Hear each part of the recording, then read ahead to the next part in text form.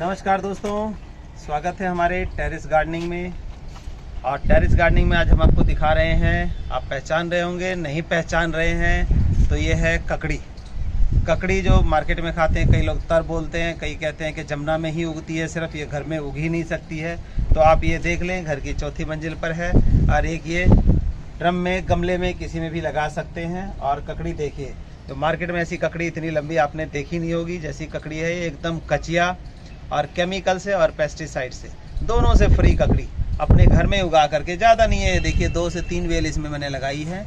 और ये अभी से लेकर के जून एंड तक या जुलाई स्टार्टिंग तक फ्रूटिंग देता रहेगा। हम 2-4 ककड़ी उतार भी चुके हैं और अभी देख रहे हैं कि 2 ये इधर है और जो है 2-4 और लगी हुई है, उसको भी मैं दिखाता हूँ आपको। तो इस तरह से ककड़ी आप उगा सकते हैं। जैसे कि मैंने ककड़ी के लिए बताया कि मिट्टी रेतीली होनी चाहिए। ककड़ी, खीरा, तरबूज, खरबूज के लिए मिट्टी रेतीली होनी चाहिए आपकी। थोड़ा सा रेता मिक्स करें आपकी मिट्टी में, अगर मिट्टी हार्ड है तो।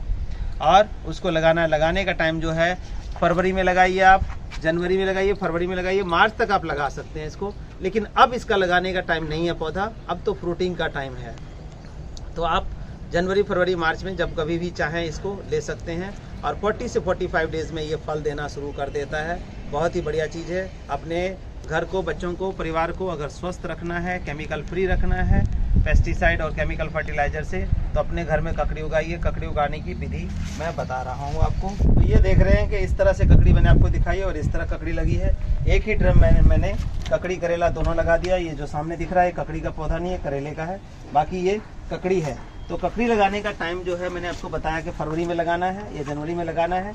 सिंपली है, बीज रात भर पानी में भिगोना है और आपको 7-1 का रेशो जो मैंने मिट्टी का बताया, 7 भाग मिट्टी का होना चाहिए, 1 भाग हमारा लीफ कंपोस्ट। अगर आप बर्मी कंपोस्ट यूज़ कर रहे हैं तो 2 भाग बर्मी कंपोस्ट, 6 भाग मिट्टी का यूज़ कर लें। और उसको मिट्टी को भर के इसमें सिंपली पौधा आपने लगा देना है। 3 से 4 दिन में पौधा बाहर आ जाता है और 40 से 45 दिन के अंदर ये फ्रूटिंग शुरू हो जाती है।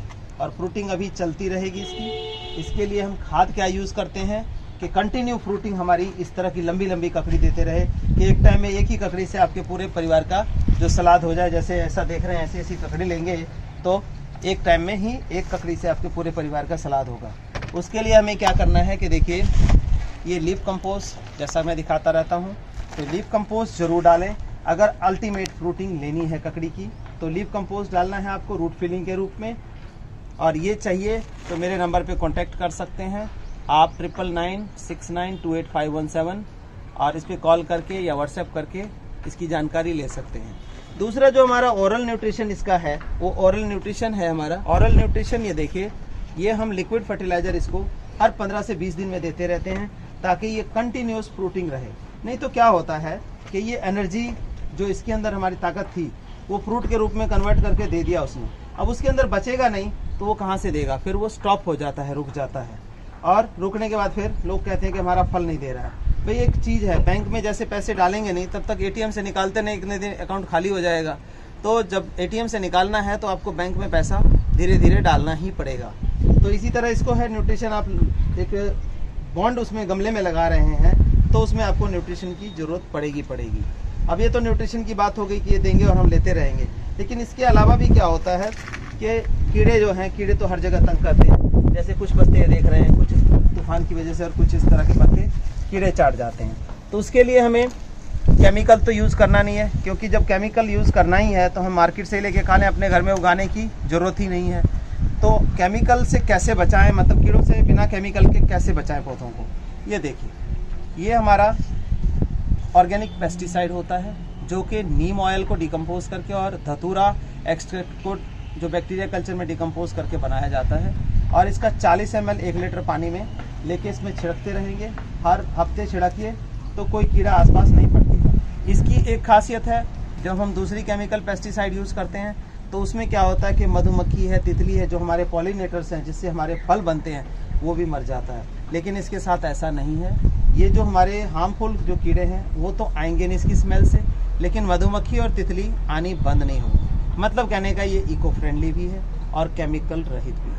तो इसको इस्तेमाल करके आप ये चीज़ें उगा सकते हैं बड़े आराम से घर में, और अपने को और अपने परिवार को जहर से मुक्त रख करके कैंसर से बचें, किडनी फेलियर से बचें, अस्थमा से बचें, डायबिटिक्स से बचें। दिखाता हूँ आपको कैसे रूट फिलिंग करनी है, क्योंकि रूट फिलिंग के बगैर जो है कंटिन्यूअस फल नहीं आ सकता।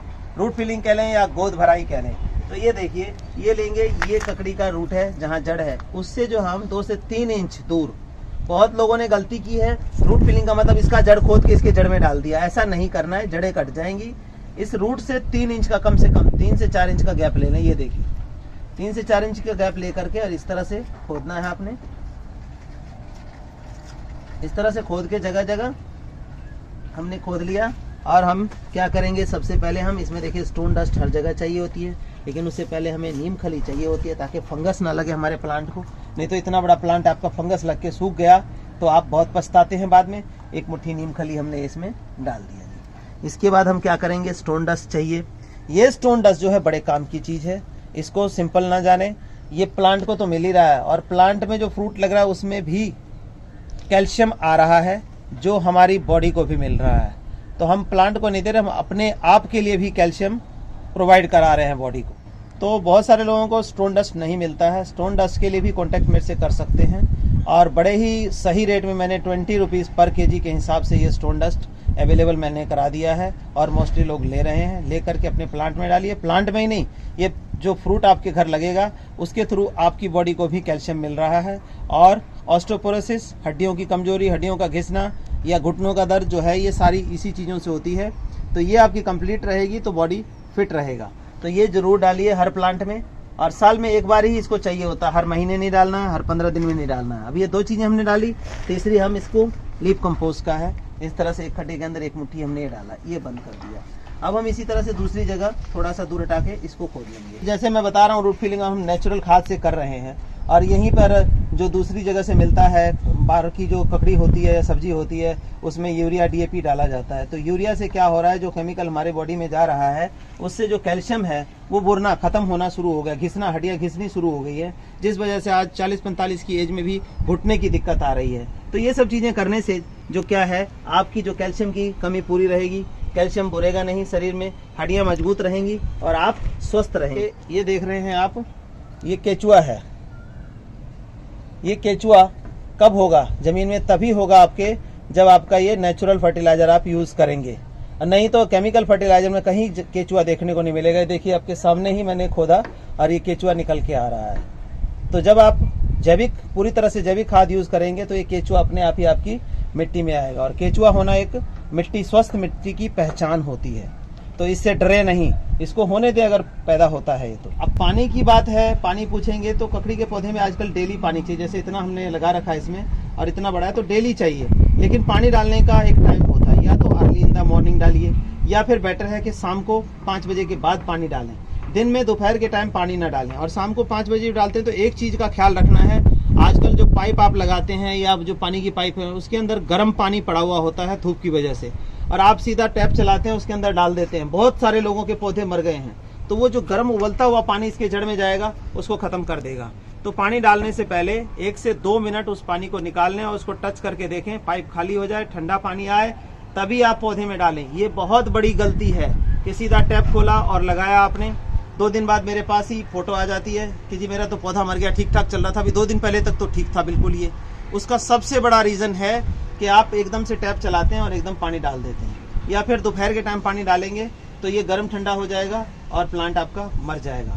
तो इस तरह से देख करके सोच समझ के पानी डालना है टाइम का, और पानी डालने से पहले पानी को देख लें कि भाई ठंडा है या नहीं है, क्योंकि पाइप का पानी हमेशा गर्म होता है इन गर्मियों में, सर्दियों में तो कोई दिक्कत नहीं।